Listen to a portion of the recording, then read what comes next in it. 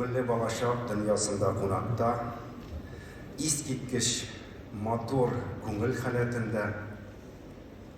Бәйгене оештыручының кем икәнен инде беләбез, ул безнең тәүлек әйләнәсендә балаларыбызга, аларның күңеленә әллә нинди үтемле юллар табып, аларга нинди мотор менә сәнгать һәм милли тәрбия бирә торган ул безнең татар телендә тәүлек дәвамында эшли торган Шаян каналы.